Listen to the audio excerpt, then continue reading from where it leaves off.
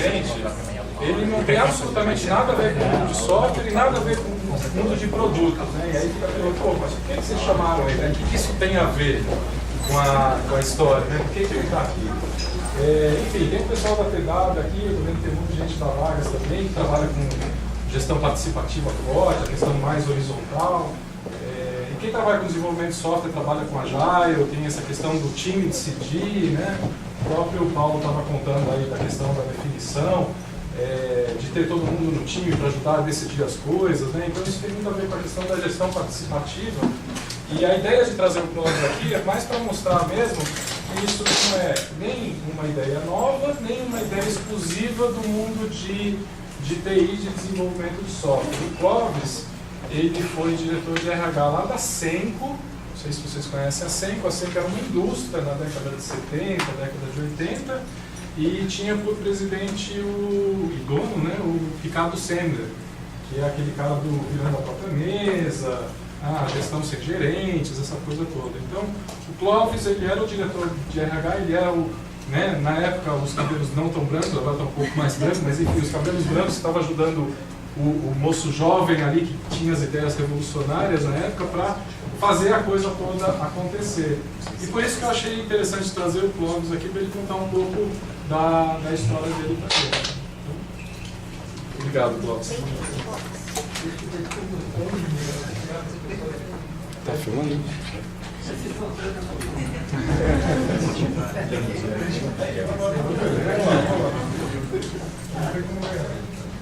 Bom,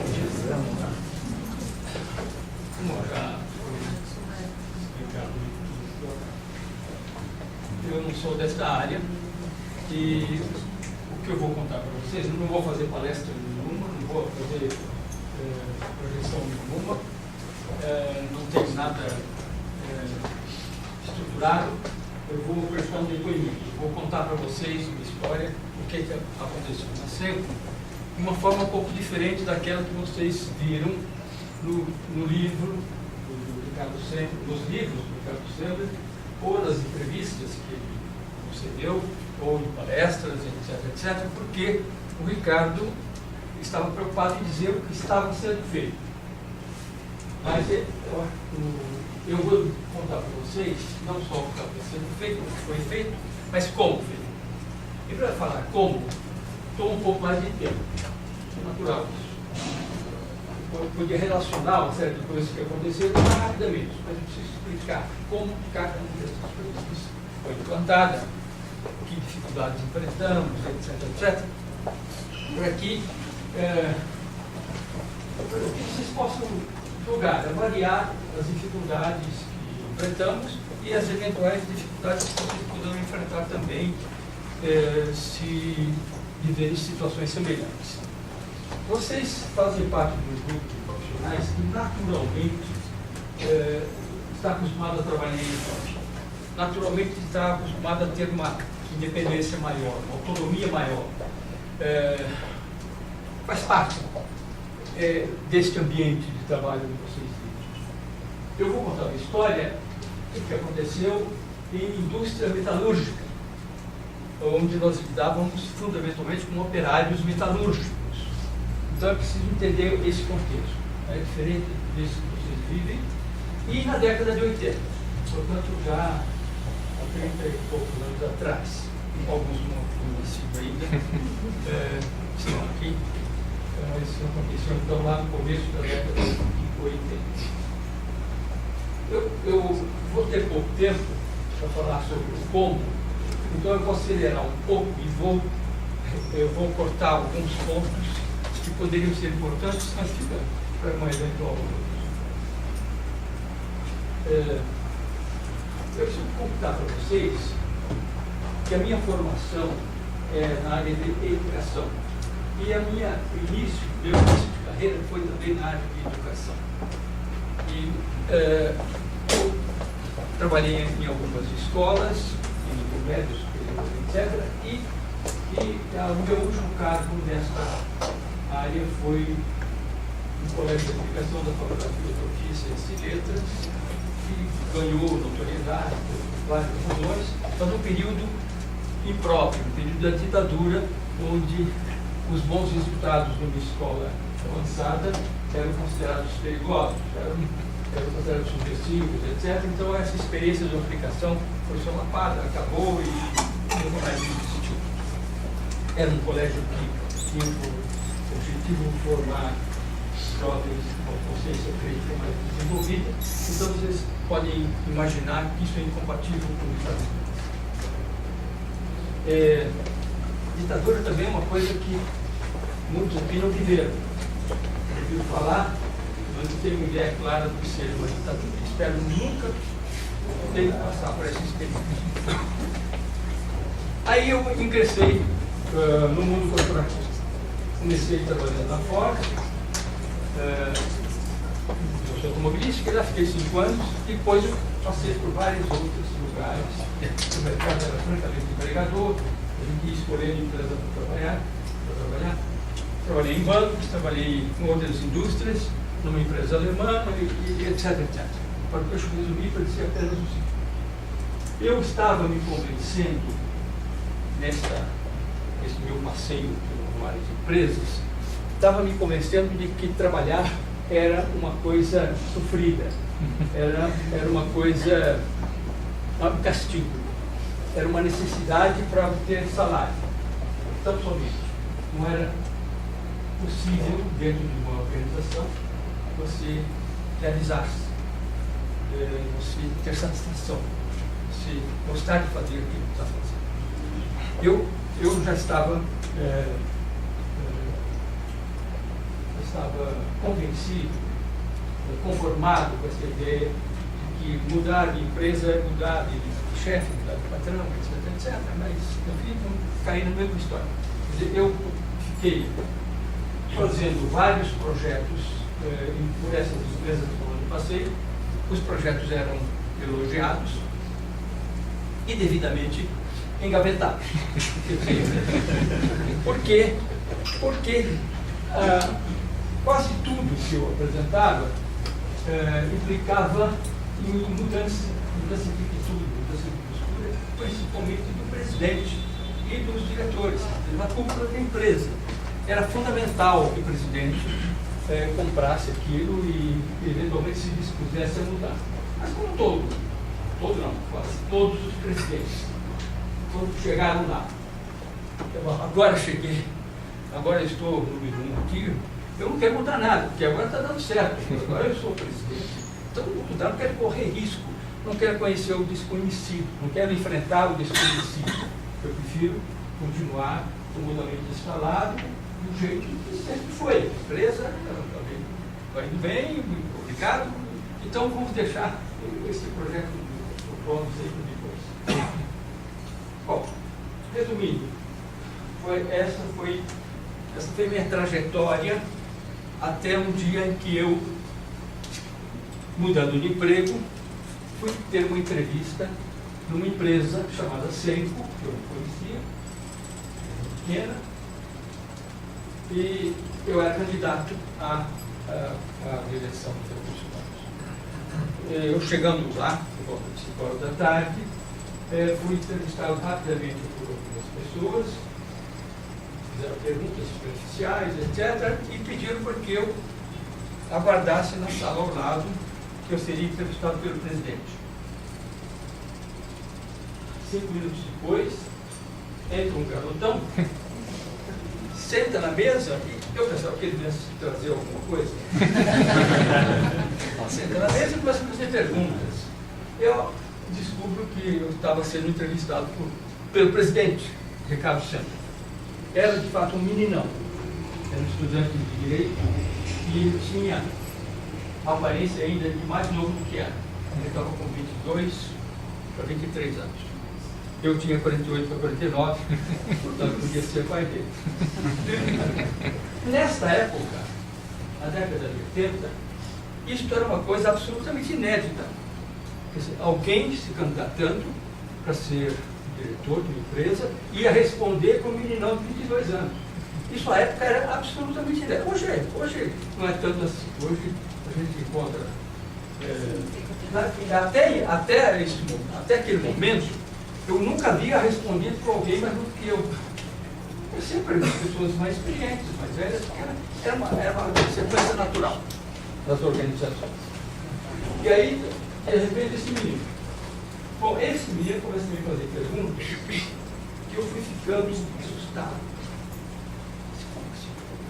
E eu respondi, ele perguntou e eu respondi. Onde tem isso? Ele não vivenciou isso. Como é que ele trata desses assuntos com tanta senioridade? Né? E depois eu descobri que ele lia muito, e ele tinha viajado muito no mundo, etc. Então eu tinha reunido uma série de conhecimentos adquiridos de uma outra forma, não por ter vivenciado, né? E ele então tinha algumas indagações que não eram normais para ele. Bom, o papo foi tão interessante que às 10 horas da noite eu perguntei para ele de licença para ligar para mim. Porra, eu disse que eu estava na minha entrevista. Esperava os caras candidatos.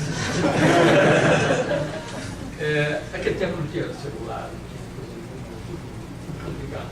Telefonia fixa e telefonia escassa. Fixa e escassa. Ou 10 horas, etc. Porque nós esquecemos do mundo, esquecemos do horário, porque foi empolgante para mim e foi empolgante para ele. Deve ter sido. Aí continuamos no dia seguinte, mais umas 4 horas de conversa, e na semana seguinte eu estava diretor de recursos humanos dessa empresa. Mais uma semana, tivemos que esquecemos de discutir salário. Isso era um assunto menos importante, então não foi discutido depois, mas foi fácil. E aí comecei. Bom, nesse momento, então, eu estou agora dentro de uma empresa onde eu percebi todas as possibilidades de fazer, realizar todos os meus sonhos, mas ir muito além, porque ele ia muito além dos meus sonhos. Né? Então, por quê? Pela primeira vez eu estava diante de um presidente que era o acionista principal, que tinha ideias muito arrojadas e que estava disposto a fazer acontecer. E com ele, ao contrário, eu precisava segurar um pouco, porque ele era muito jovem, etc. Então, aos poucos, ir segurando a impetuosidade dele e tentando fazer, bom, o que nós queremos fazer, como podemos fazer aqui. A empresa Senco, nessa ocasião, quando eu cheguei, ela tinha acabado de adquirir, era ela e mais 3 empresas que ela havia adquirido, empresas que estavam em situação pré-falimentar. A Senco tinha comprado, por preço de banana, algumas empresas que tinham um bom potencial de crescimento, mas iam muito mal geridas, estavam quase falimentares, porque são vendidas a preço de banana e mais, para pagar no futuro, para pagar na medida em que essas empresas fossem reabilitadas. Então nós tínhamos, na ocasião, cerca de mais ou menos 700 ou 800 empregados e 85% operários e 15% foi pessoal administrativo, engenheiros, advogados, administradores, analistas, professores, etc. Mas o grosso da tropa eram operários metalúrgicos. Alguns com boa escolaridade, outros com baixa escolaridade. Bom, o que o Ricardo queria, ele coincidia com o que ele já estava constatando aquela empresa que ele havia recebido do pai. O pai não teve outra alternativa senão entregar a empresa do filho, porque não estava bem de saúde o pai dele. E o filho nem estava pensando em ficar com a empresa, ele pretendia outros rumos. Mas, diante dessa situação, ele disse para o pai que só aceitava se ele fosse possível, a partir do primeiro dia, ele ter carta branca para gerir aquela empresa. Ele não queria uma participação do pai, porque ele não queria correr o risco de desentendimento com o pai. Mas não tem alternativa, então foi assim. Na primeira semana, isso aconteceu um pouco antes de eu chegar. Ele pôs para fora da empresa todas as pessoas que não tinham nada a ver com a organização, ou eram parentes, ou eram amigos, etc. O pai foi para uma sexta-feira só. E o pai ficou meio desesperado, mas era essa a regra do jogo. Aí ele começou a profissionalizar a empresa. E nesse processo de profissionalização é que eu cheguei de outros diretores também. Bom, aí conversando com ele havia constatado o seguinte: as pessoas vêm aqui para a empresa na segunda-feira, parece que vão muito o boi que vai para o matadouro, chegando, né? E senta ali e realiza um trabalho. No fim do dia ele sai saltitante. Sexta-feira é o dia mais exultante de todos, está na hora de ir embora. Né? Eu vejo meia dúzia de pessoas realmente, vamos por entre aspas, motivadas. A palavra motivação é flexa, então não vale a pena discutir. Motivadas. Que meia dúzia de pessoas são essas? São as pessoas que exerciam algum poder, tinham algum poder dentro. Pessoas que eram os chefes, os gerentes, os revisores, etc, etc. Os outros cumpriam ordens emanadas desses chefes. Não, só bem. Cumpriam ordens e como está diz,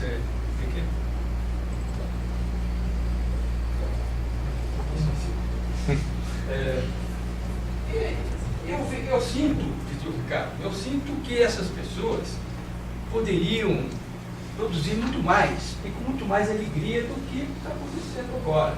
Vamos fazer? O que fazer? Começar, eu queria ajeitar com a maior rapidez possível. Bom, tudo bem. Ele já tinha mandado muita gente fazer cursos de motivação. Cursos que estavam em moda na época. O campeão era o Maslow, a famosa pirâmide, que você já deve ter ouvido falar. Voltavam desses cursos e não sabiam o que fazer com ele. Voltavam tudo igual, toda a rotina. Era gostoso ouvir o curso, mas não sabia como transplantar aquilo para a realidade. Na verdade, ninguém motiva ninguém. Você pode criar condições para que as pessoas possam motivar-se. Né? Mas você não tem. Bom, se eu não sou capaz de motivar ninguém, vamos ver em que situação é possível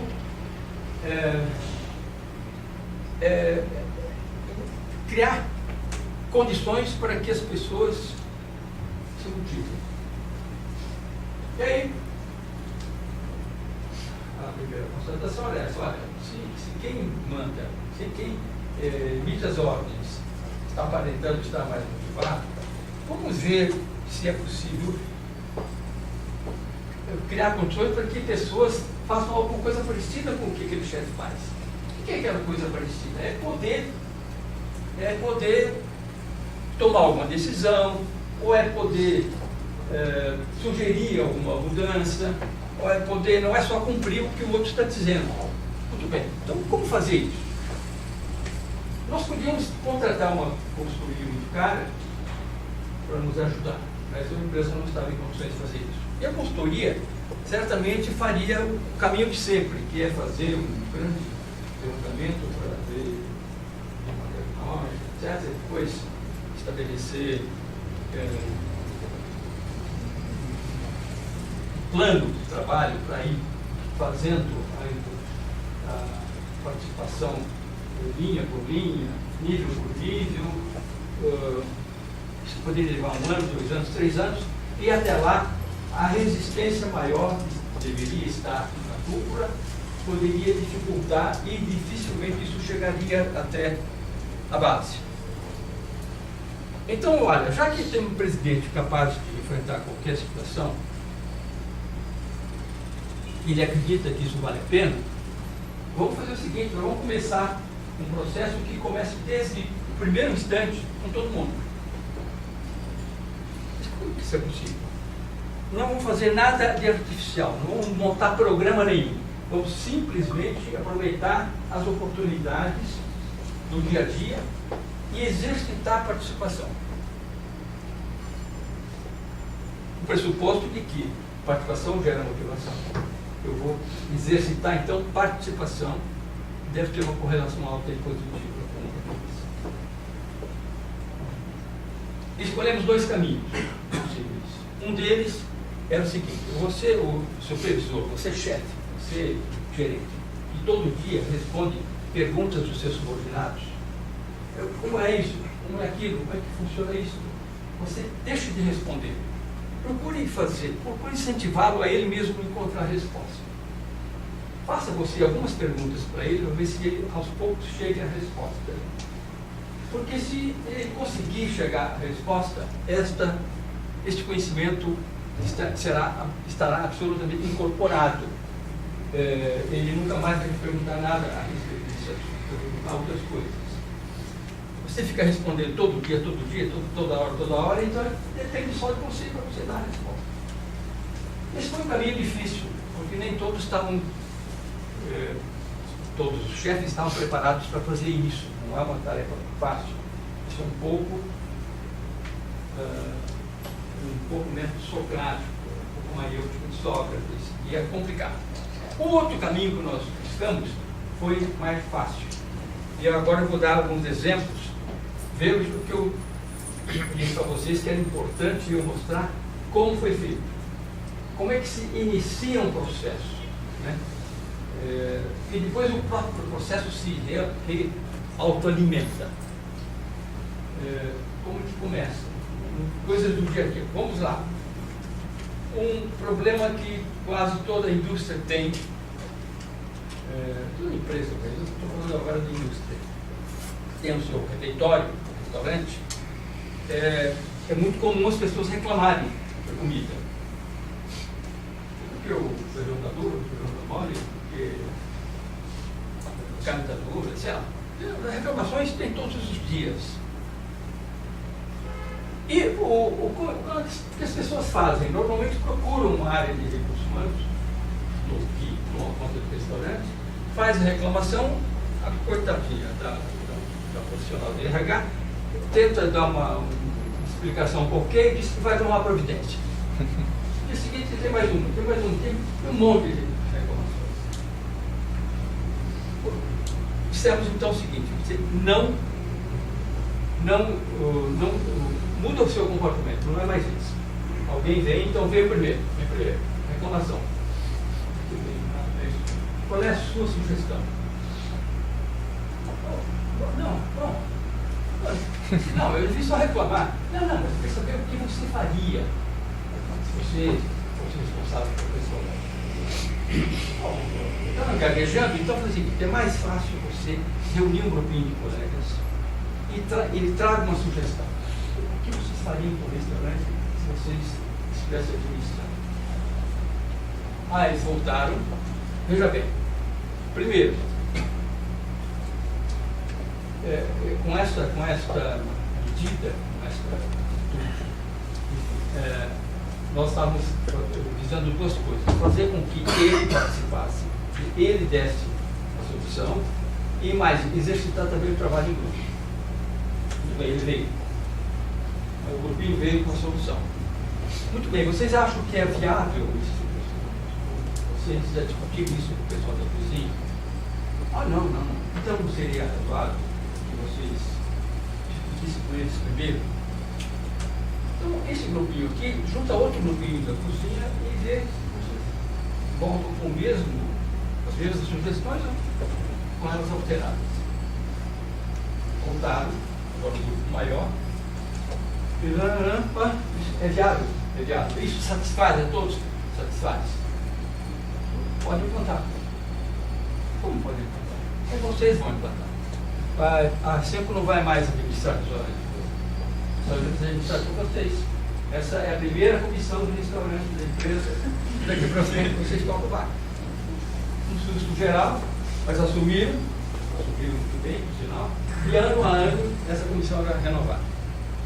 Então veja bem, foi uma oportunidade que foi aproveitada. Não foi criado isso artificialmente, não foi fruto de um programa, de um curso, nada disso, foi uma oportunidade. Outra oportunidade.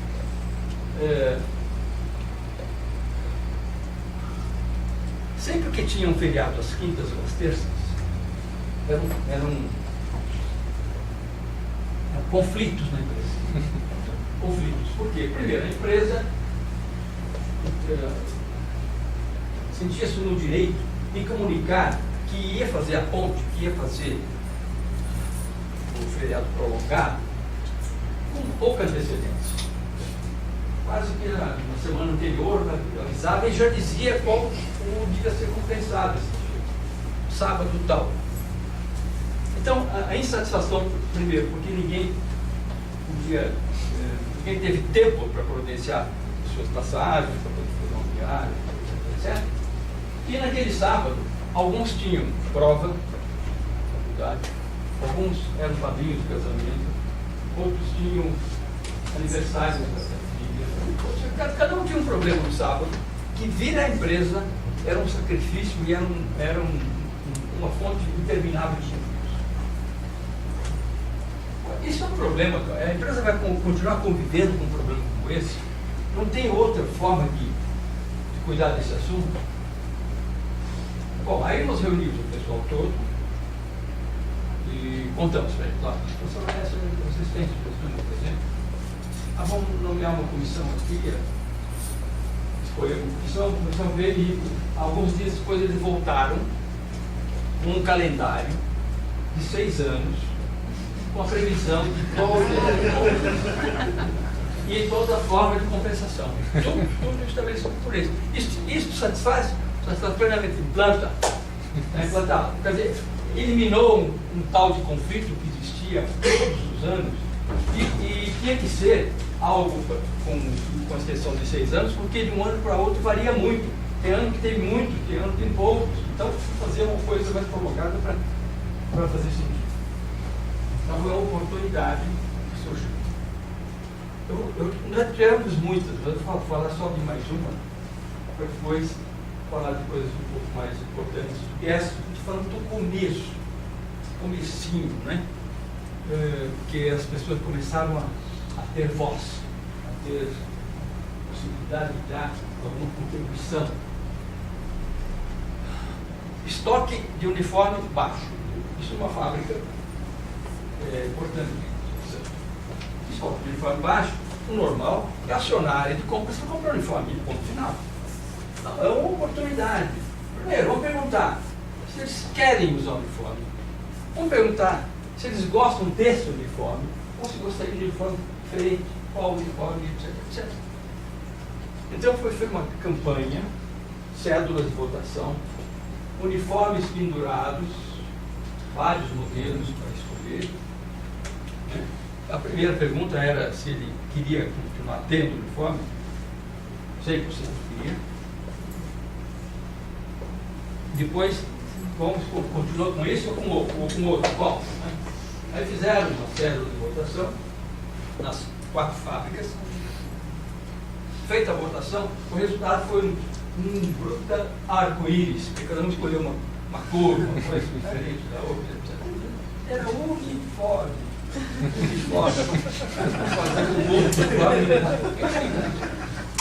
Bom, e agora? Vamos resolver isso, né? Aí o grupo fez uma sugestão. Vamos pegar os 2 mais votados, as 2 cores mais votadas, os 2 modelos mais votados, e fazer uma outra votação. Fizemos. E ganhou uma lá por 79 a 21, coisa assim. Muito bem, só que eu queria contar para vocês o seguinte, vocês são muito jovens, isso foi antes da Constituição de 88. Antes da Constituição de 88, no Brasil não existia segundo turno. Então, esta ideia de uma outra votação nasceu ali. Então, vejam quanta criatividade tem entre as pessoas, né?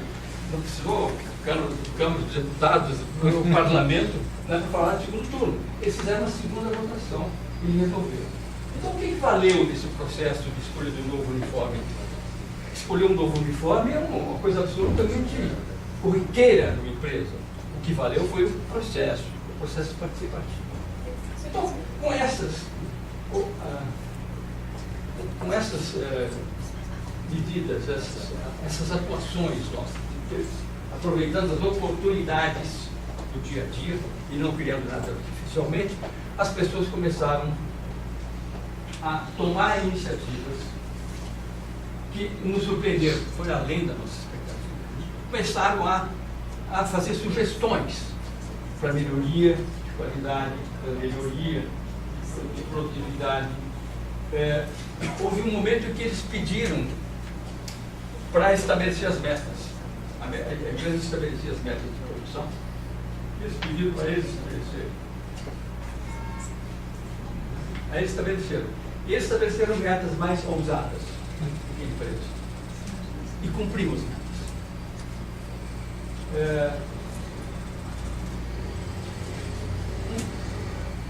Na área de processos, por exemplo, na área de processo industrial, quer dizer, quando você a forma como você vai trabalhar numa máquina, o jeito de fazer, de operar uma determinada máquina, era feito às vezes por o recém-formado que vinha e mudava o processo de fabricação e entregava aquilo para pessoas que operavam a máquina há mais de 20 anos.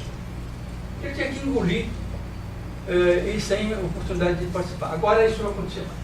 Agora eles mostravam formas mais inteligentes, mais práticas para operar as máquinas, etc.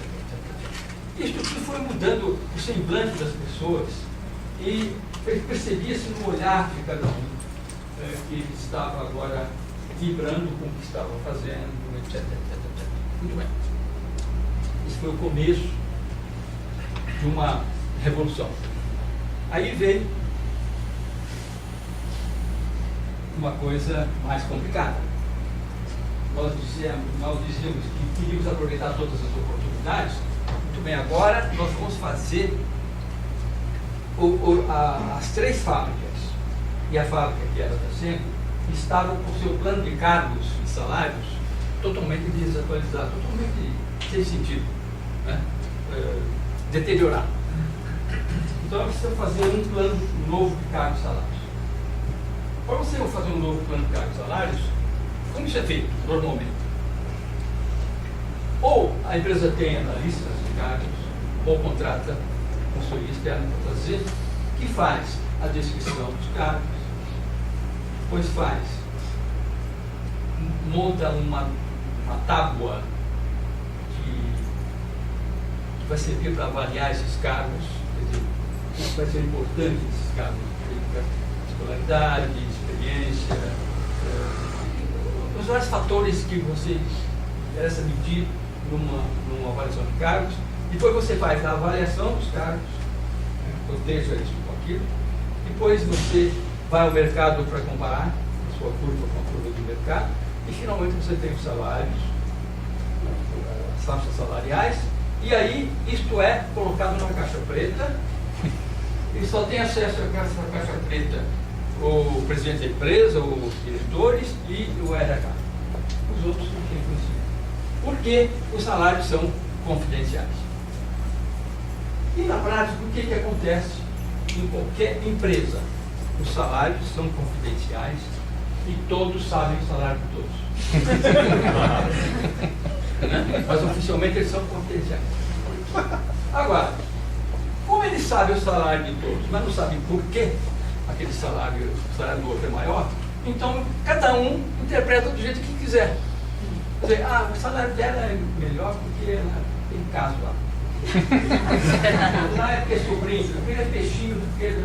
E assim por dentro, interpreta como quiser. Então nós achamos o seguinte: vamos fazer um plano de cargos com toda a transparência possível. Quer dizer, as pessoas devem participar e devem tomar conhecimento do que está acontecendo. Então pedimos comissão de várias áreas e operários, coordenadores, analistas, tudo. e analista de cargos também, etc., se juntaram para fazer a primeira fase de descrição de cargos, um por um. Já na descrição, as pessoas começaram a perceber que havia diferenças de conteúdo, portanto, estava justificado o salário maior só na descrição. Depois, quando for elaborar a tábua, etc., e na hora da avaliação, então, ficou mais do que constatado que determinados cargos exigiam esforço mental, físico maior, outro era físico, esforço físico, outro mais escolaridade, menos escolaridade dela, para dar a avaliação. E enquanto eles iam fazendo, eles participavam desse processo, eles iam contando, claro, na fábrica toda, todo mundo já sabia o que estava acontecendo no meio do caminho. E quando eu terminava a avaliação, tinha que ir ao mercado. Sempre se desconfiava que a empresa escolhia um rol de empresas para comparar com o nosso para seu bel prazer, quer dizer, a sua conveniência. Eu vou escolher empresas que pagam menos para a minha média parecer, o meu salário parecer que está na média ou acima da média. Sempre se desconfiou disso. Mas tudo bem, então vocês sugerem com que empresas nós devemos comparar. Eles fizeram 30 e tantas empresas que eles queriam a comparação. A empresa tinha outra relação de 30 e poucos, e aí deu umas 40, dessas 60 deu umas 40. E aí foi feita a pesquisa. E como era feita a pesquisa? A pesquisa não basta comparar título de cargo com título de cargo. O conteúdo de cargo com conteúdo de cargo. Naquele tempo não era nada de computador, não existia esse bicho, não existia. Era tudo a munheca, né? E ia na empresa e lá comparava cargo com cargo e via os salários, e eles participavam disso. Então, aí pudemos, depois disso, trabalheiro, montar, construir a curva da empresa, a curva do mercado, fazer os ajustes, estabelecer as faixas salariais e divulgar. Eu estou acelerando porque o tempo é pequeno. E divulgar. Quando divulgou, no quadro, né, salários todos, não teve curiosidade, todo mundo já sabia, porque todo mundo já estava participando disso. Então, os salários passaram a deixar de ser confidenciais, de fato e de direito. Então, vejam, vai aproveitar uma oportunidade. Aí surge. Então, agora foi um salto, né? Quando eu estou falando de uniforme, de restaurante, do calendário, etc., eu estou falando de uma coisa com certo nível, né? Agora eu falei de salário, um nível um pouquinho maior. Agora eu vou falar de uma outra coisa que, para a época, foi revolucionária também. Uma vaga de gerente de empresa. Vaga de gerente. Oportunidade. Quer dizer, normalmente como se faz? Ou faz um processo com a equipe de seleção da própria empresa, ou se contrata um headhunter, que começa afunilando, né? 100, 200 currículos, vão entrevistar uns 30, etc. No fim sobra meia dúzia para o requisitante, o diretor que tem aquela vaga embaixo dele. Né? Aí esse diretor entrevista os candidatos, escolhe um deles, e num belo dia chega no departamento e fala: esse aqui é o seu novo gerente, e tal, seja feliz, tchau. Quer dizer, ou seja, para o diretor o assunto estava resolvido. E para os subordinados, poderia estar sendo criado um novo problema, porque primeiro, eles queriam saber quem é esse cara, o que ele faz, o que ele faz, o que ele sabe, o que ele não sabe, o que ele pensa, o que ele não pensa, como ele age, não age, etc, etc, etc. Então fica aquele período de dúvida, não é? As pessoas não estão se sentindo bem ainda com uma pessoa estranha ali no seu departamento e às vezes querem testar. Fazer umas perguntas, eles não sabem mesmo, quem vem de fora não sabe um monte de coisas. Bom, para candidato, o candidato pode estar entrando numa empresa ouvindo a versão do diretor. O diretor conta para ele como é a empresa. E ele entra na empresa pensando em encontrar uma empresa que, na verdade, é uma empresa idealizada pelo diretor. A empresa não é mais aquela que o diretor pensava. Né? Então, as decepções podem acontecer dos subordinados do gerente ou do gerente para a empresa. Em relação à empresa. Nós, então, achávamos, e estamos achando, que no processo de escolha de um profissional que vem de fora, deve ter a participação de todas as pessoas com quem ele vai se relacionar. E todas as pessoas são essas. São o seu chefe, os seus pares e os seus subordinados. Ou seja, se ele é gerente, ele tem que ser examinado, entrevistado pelo chefe dele, mas também pelos pares dele e pelos seus subordinados. Não importa que níveis são esses que são os seus subordinados. Pode ser um analista, pode ser um coordenador, pode ser uma secretária, pode ser um boy, pode ser um operário, não importa. Todos aqueles que ele vai subordinar devem participar desse processo. E como que isso era feito? Então, o candidato chegava, ficava numa ponta de uma mesa, e em torno dessa mesa, todos os entrevistadores que tinham o perfil do cargo, o currículo dele. E aí começavam a fazer perguntas, de toda a natureza. Você pode imaginar que as perguntas eram de ordem, digamos, estratégica, ou tática, ou operacional, dia a dia, pessoal. Tudo quanto é tipo de pergunta acontecia, porque vinha das mais variadas lados. E terminando a entrevista, cada um pontuava e a gente tirava a média, e o que tivesse a média maior era o aprovado. Se houvesse empate, tinha um jeito de rediscutir o assunto até haver um empate. Este candidato, quando chegava no primeiro dia, ele estava integrado. Ele já conhecia os seus superiores, os seus pares, conhecia os seus subordinados. Os seus subordinados tinham todo o interesse em que este novo gerente se integrasse o mais rapidamente possível, até para demonstrar que eles escolheram bem.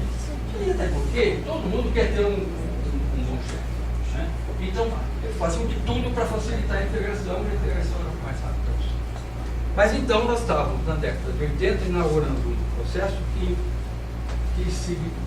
era visto na Fiesp como subversivo. Porque como é que pode, né, um operário ajudar esse não gerente? Esse negócio deve ter gente vermelha lá.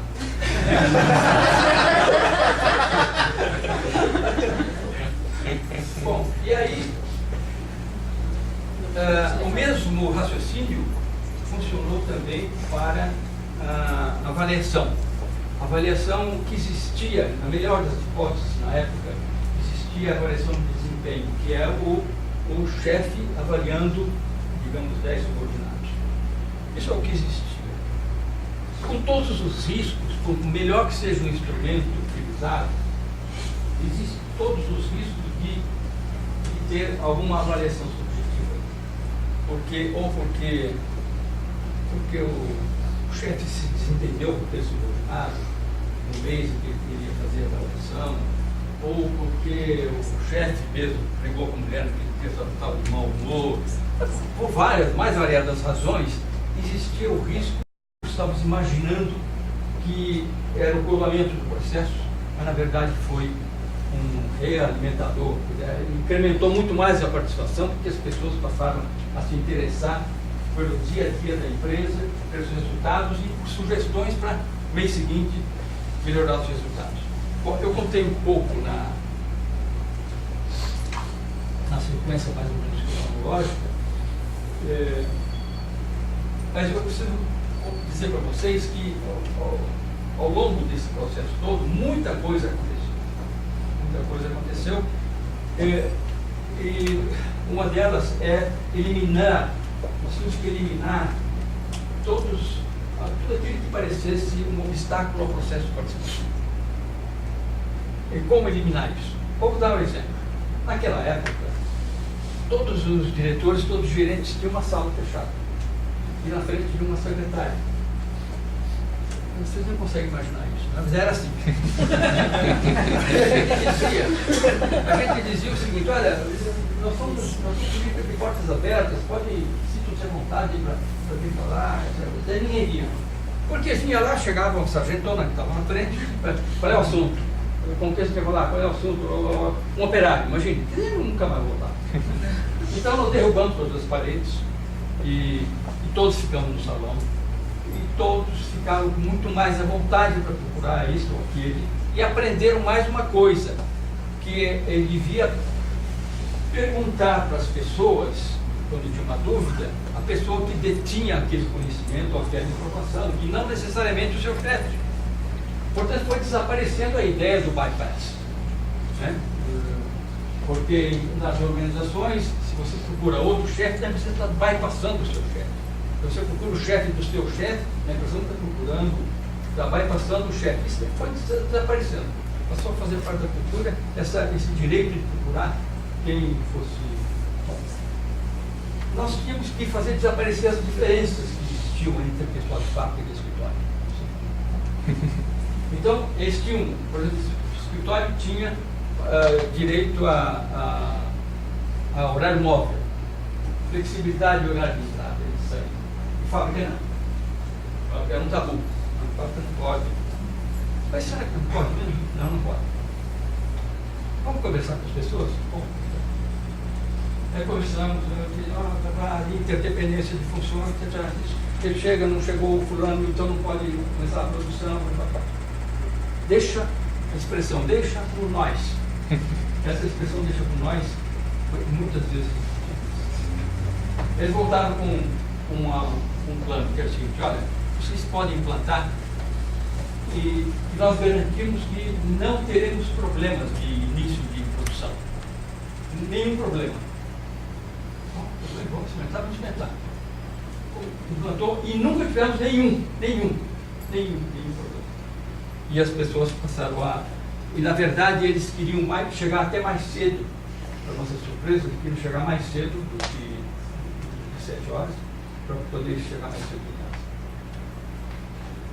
Tivemos até que eliminar uma fábrica, eliminar uma linha de montagem, uma linha de produção, porque a linha de montagem ela é muito alienante. Quem fica numa linha de montagem não conversa com ninguém, não tem como conversar e não tem como contribuir, ele executa como uma máquina, né? Uma extensão da máquina. Temos que constituir células de fabricação, 4, 5, para montar uma máquina, ou um segmento importante da máquina, etc. E essas pessoas que em casa, agora depoimento das esposas, em casa nunca falavam nada sobre o seu trabalho, não tinha assunto, para ele não tinha assunto em casa. Eles, a partir do momento em que eles começaram a fazer parte desse célula de fabricação, eles começaram a falar em casa: olha, eu faço essa máquina, faço aquela máquina, e esses foram os depoimentos que as pessoas trouxeram. Eles tinham a liberdade de constituir grupos para resolver problemas. E, tão logo resolvido o problema, esse grupo se desfazia, depois fazia outro, e assim sucessivamente. Eles aprenderam a trabalhar em equipe. E tinha um grupo que era formal, era uma comissão de fábrica, que tinha a representação oficial, esse pessoal tinha estabilidade, etc. E para constituir essa comissão, nós tivemos que entrar em contato com o sindicato e dizer para eles que nós queríamos que eles viessem até a fábrica para discutir como se faz uma comissão de fábrica. E foi um susto do setor do sindicato, porque eles eram rechaçados de todas as empresas. Eles precisavam montar as peruas com alto-falante para gritar para o pessoal lá. Nunca tinham o direito de entrar. Nós precisamos para eles: vocês venham, eu vou montar um microfone aqui e vocês falam dentro da fábrica. Um susto danado. Então, outra vez, devia ter subversivo lá dentro. Bom, e a última etapa desse processo foi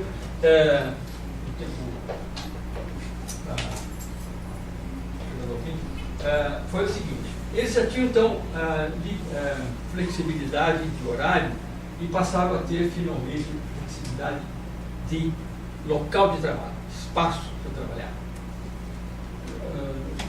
No ano 2000, isso foi a última coisa que aconteceu. No ano 2000 foi criado um espaço que nós chamamos de espaço não territorial. As pessoas iam abrir mão do seu espaço físico fixo, onde havia fotografia do ele era dono do território, abria mão disso e ganhava a liberdade de trabalhar num espaço qualquer que a empresa criou, em diferentes andares, ou na sua casa, e, portanto, pela primeira vez, ia trabalhar longe dos olhos do chefe. E aí havia aquele receio, agora como é que o chefe vai se supervisionar, etc. Olha, nós temos aqui uma crença que alimenta tudo isso, que as pessoas, quanto menos controladas,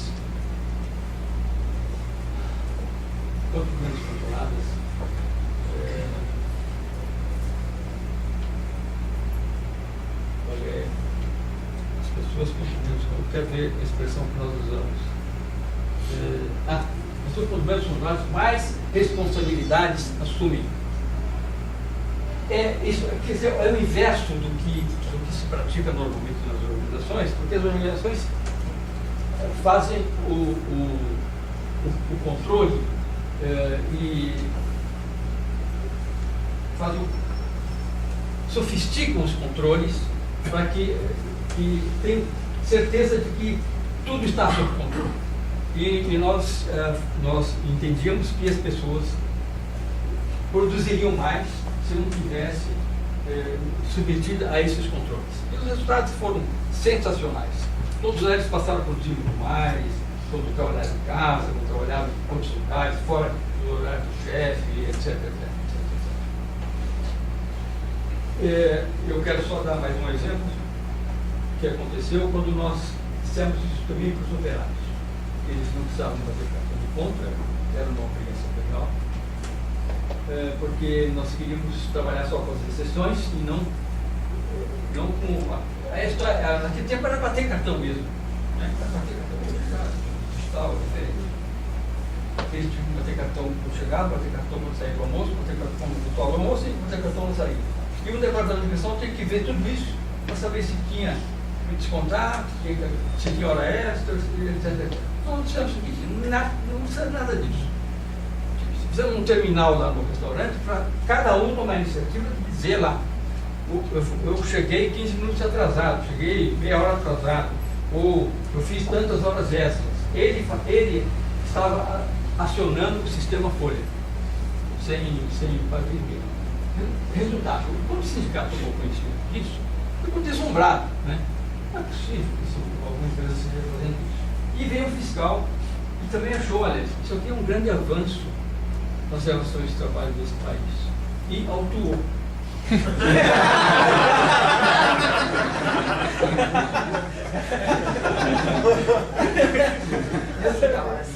Muita coisa que a gente fazia sabendo que os benefícios seriam maiores que os riscos e, portanto, nós queríamos correr esses riscos. E muitas vezes tivemos que recorrer a tribunais, etc. Desculpe, eu precisei acelerar um pouco. Desculpa. Era isso que eu tinha que dizer.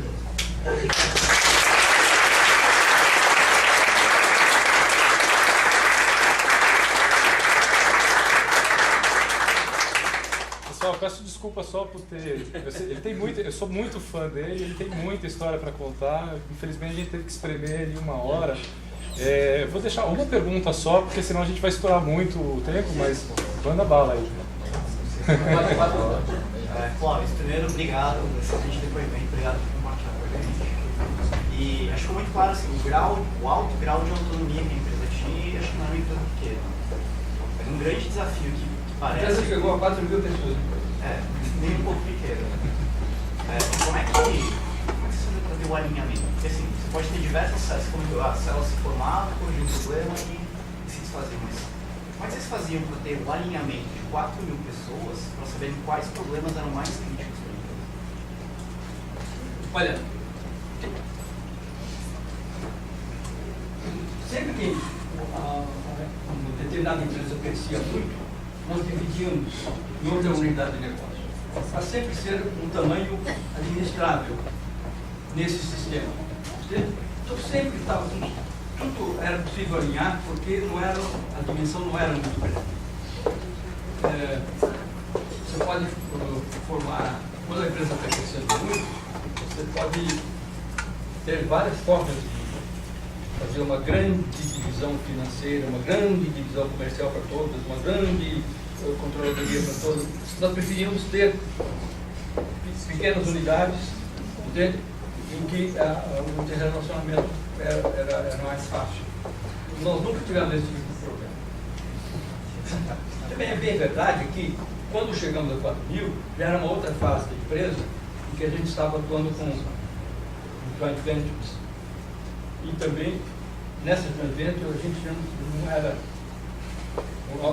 digamos, o modelo de gestão não era mais o mesmo, porque nós éramos minoritários, por exemplo, em uma dessas joint ventures, né? Eram estrangeiras.